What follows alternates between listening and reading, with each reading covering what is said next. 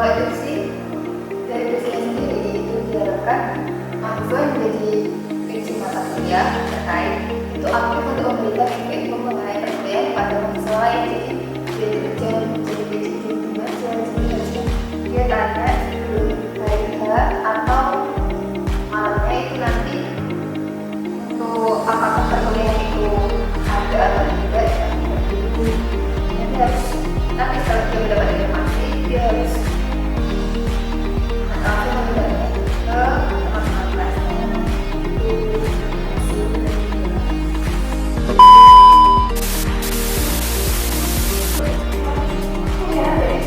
Kenapa ya mahasiswa itu disuruhkan untuk mencari tempat ini bukan malah satu paket sama kamu? Iya, kalau satu paket sama kamu soalnya ya harusnya itu nggak sih? Iya, nggak nyuruhkan mahasiswa. Kalau ini kan menyuruhkan mahasiswa kita sendiri. Nyari tempat apa? Udah kerjanya aja itu sulit banget kan? Nggak boleh harus banyak kelompok kan? Ya apalagi universitas Indonesia juga ada.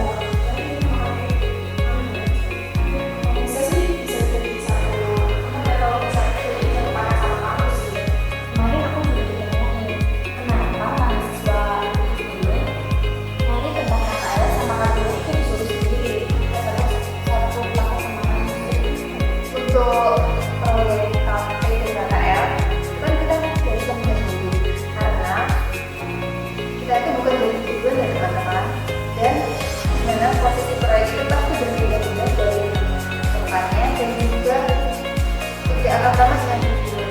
Jadi kita akan kesulitan untuk menyesuaikan.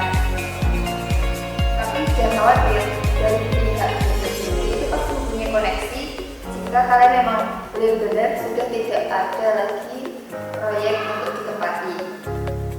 Nah, untuk program studi teknik sipil sendiri itu diharuskan untuk mencari proyek sendiri dan mandiri, jadi tidak bisa disamakan dengan program studi yang lainnya. Jadi kita harus mandiri.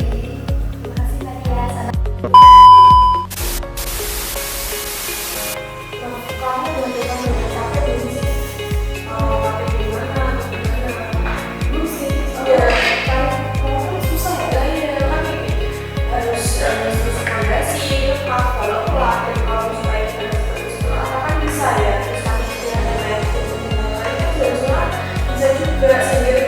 Mahasiswa tidak hanya terfokus pada satu fitur konsep dan proyek bisa cuma satu sampai 4 intinya kan kita nggak kesulitan antara proyek itu loh dari kampus kok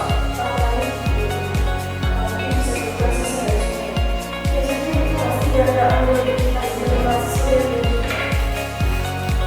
Kemarin tuh ya, ada yang ngechat aku terkait tujuan KP.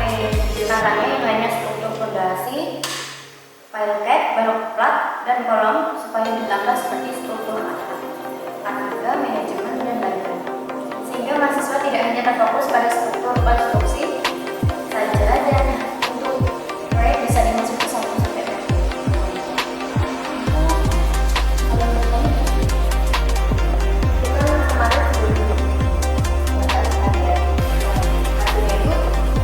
proyek itu pasti punya anggaran dan setiap proyek itu tidak semuanya tidak pada sama. Jadi di mahasiswa tidak ada kesulitan untuk proyeknya itu bisa dibuat masih dari memilih yang terkait untuk membantu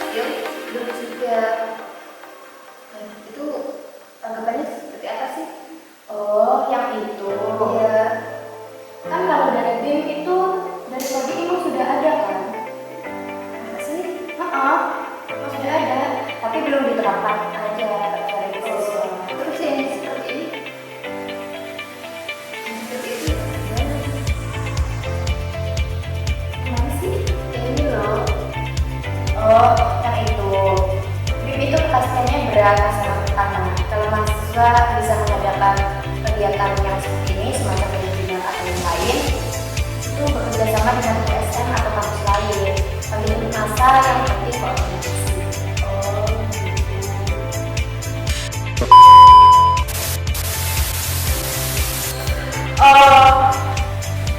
Kemarin dari semester kemarin itu prakteknya aneh banget gak sih? Masa harusnya dari apa? Tapi malah dilaksanain akhir semesteran. Kan dari semester itu kan bisa semester yang kemarin kan menurunkan kita ya gak sih? Iya, harusnya itu sesuai jadwal gitu ya, biar teratur. Terus juga kan waktu kita gak praktek pasti jadwal kita kosong. Tapi setelah itu malah jadi tambahan ada praktikum gitu loh. Iya, bener banget. Jadinya itu waktu kita malah kesempatannya terus itu juga makin banyak. Iya, waktu kita dulu malah ada praktikum. Harusnya sih jadi sesuai jadwal sih kalau ada itu. Oh iya, terus ada lagi setiap tiap praktikum itu ada juga tidak sesuai dengan jadwal praktikumnya, kayak misal harusnya itu di awal semester, tapi yang ini tuh di akhir semester. Itu bagaimana ya teman-teman? Oh, penyebar jadwal praktikum itu dulu ya, itu misalkan karena COVID, makanya jadwal praktikum itu dulu.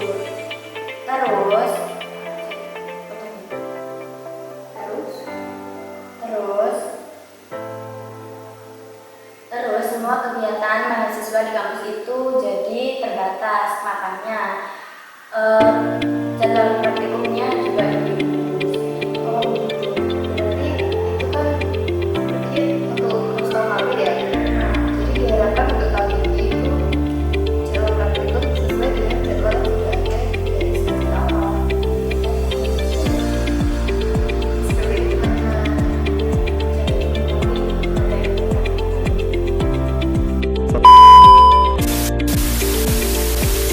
Enak kan di galeri ATM terus kan ada ATM BNI. Itu harusnya kan ada ditambahin ATM lagi. Iya, biar kita kalau mau ambil uang selain bank BNI juga nggak susah, nggak perlu cari teman lain itu bisa datang kayak Mandiri, BCA, Jadi ini terdapat dari dosen untuk persoalan 1 dan 3. Untuk dari ATM sendiri dulu memang ada, sudah ada juga Mandiri dan BRI, tapi ada Mandiri dan KABI.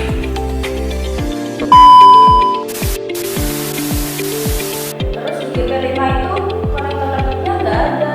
Itu kan disediain dari Univ biar kalau ada kuliahan sampai yang ke kantor BNI itu kan nggak usah cari-cari gitu biar gampang. Iya, biar kalau kita kuliah pagi itu nggak buang-buang waktu buat cari kampusnya.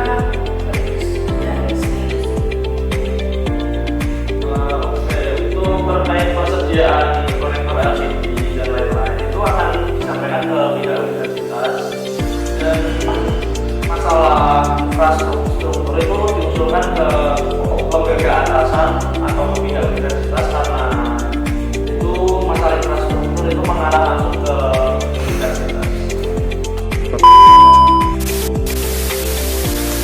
Juga menurutku di kelas 3 prakteknya teknik sipil itu juga perlu diperbaiki sih, biar jauh bisa juga biasanya dari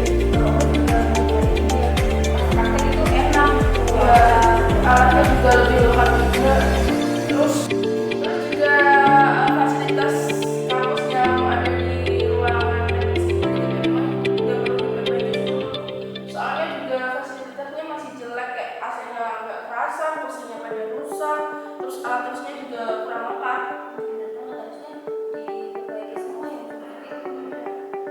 Mengenai dari perbaikan alat-alat praktek dan sipil di kampus 3, terkait alat-alat tersebut memang harganya itu mahal, jadi perlu proses untuk memperbaiki atau menggantinya. Keluhan atau usulan mahasiswa akan diusulkan ke atasan. Dan untuk alat-alat praktikum yang dimaksud oleh mahasiswa itu sebenarnya alat-alat yang kecil seperti cawan, timbangan, jangka sorong yang tidak akurat, dan termometer yang kurang akurat juga, mungkin seperti itu.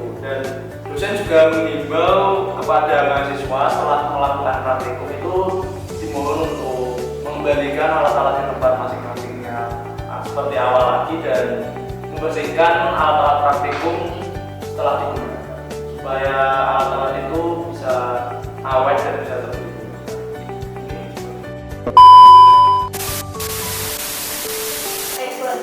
Makasih OP itu menurutmu melanggar kampus atau memang udah ada aturannya sih di kampus? Kalau itu aku kurang tahu sih. Aku juga bertanya.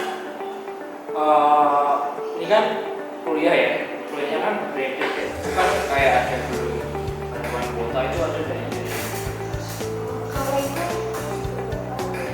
terus itu juga untuk kejelasan UKT yang semester 8 kan berbeda ya UKT-nya. Nah itu bantuan untuk kejelasan mencari rinciannya itu berbeda atau naik turunnya gimana sih? kalau semester 8 itu kan kita pengalaman juga ya, mungkin perlu tanya ke nanti atau kita sama kita. Dan satu lagi, ini kan mengenai dana. Mengapa dana kegiatan itu selalu cair lama, sedangkan PJ kegiatan itu harus segera diselesaikan. Jadi begini teman-teman, tentang poin-poin tadi yang teman-teman sampaikan tadi kan ada 4 poinnya.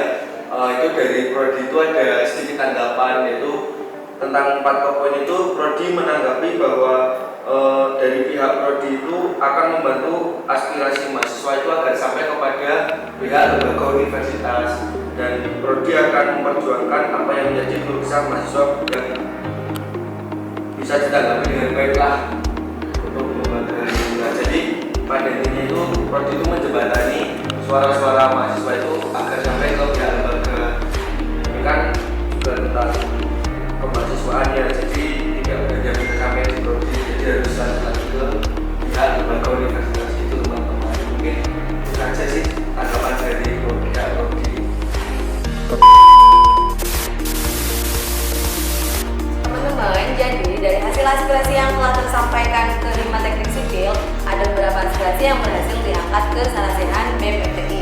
Salah satunya adalah diharapkan Prodi mengadakan pelatihan aplikasi terbaru terkait SAP atau BIM di luar perkuliahan sehingga mahasiswa mendapatkan bekal hard skill sebelum wisuda. Dan diangkat ke BEM dengan tindak lanjut, disarankan setiap program studi untuk membuat proposal kegiatan pelatihan hard skill yang ditujukan ke fakultas untuk diadakannya kegiatan tersebut. Ada juga mengenai galeri ATM yang disediakan kampus hanya untuk BRI. Kami mengharapkan untuk diadakan penambahan galeri ATM bank lain. Berhasil diangkat ke Sarasehan BEM FTI dengan tindak lanjut, penambahan galeri ATM sudah disampaikan ke pihak kampus, namun belum ada jawaban. Dan selanjutnya adalah perlu diperbaikinya fasilitas kelas seperti kursi kelas banyak yang tidak berfungsi dengan baik, peralatan alat tulis untuk menerangkan materi, serta AC yang sering tidak terasa. Berhasil ditindaklanjuti di Sarasehan BEM FTI dengan tanggapan untuk fasilitas kelas sudah banyak diperbarui, namun memang belum 100% terbarui semua. Hai teman-teman, jadi setelah kita adakannya Sarasehan pertama pada bulan Maret tahun ini, jadi kita tetap menampung aspirasi kalian. Nah, dari aspirasi yang kalian tampung, yaitu adalah 1. Kurangnya fasilitas di toilet kampus. Kedua, proyektor pada ruangan 509 kadang error dan tidak ada layar proyektornya. Yang ketiga, yaitu kurangnya kelas untuk perkuliahan. Yang keempat adalah fasilitas kampus lift yang sering error. Dan yang terakhir adalah pembayaran tagihan yang muncul pada sistem SIMekar itu berbeda-beda. Nah, dari beberapa aspirasi tersebut itu ada yang diangkat ke Sarasehan BEM 2 FTI, yaitu fasilitas kelas perlu adanya pengganti papan tulis yang lebih lebar, penggantian dan penambahan kursi yang telah rusak, perbaikan proyektor, dan penambahan layar proyektor pada ruang 509. Nah, itu ditanggapi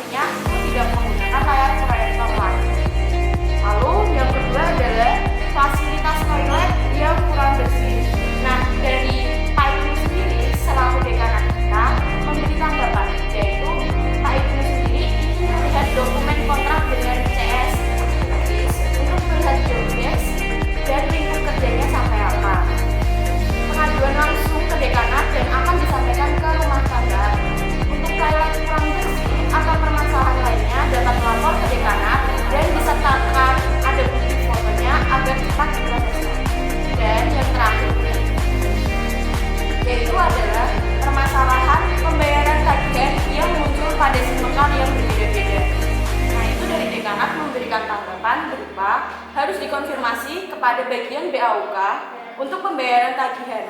Hal tersebut terjadi biasanya itu karena ada pada pendaftaran awal mengikuti jalur apa. Jawaban dari BAUK sendiri setelah ditanyakan oleh para dekanat kita itu adalah biasanya ada bantuan UKT dari mahasiswa sendiri yang meminta jumlahnya berbeda, adanya prestasi atau keanggotaan PGRI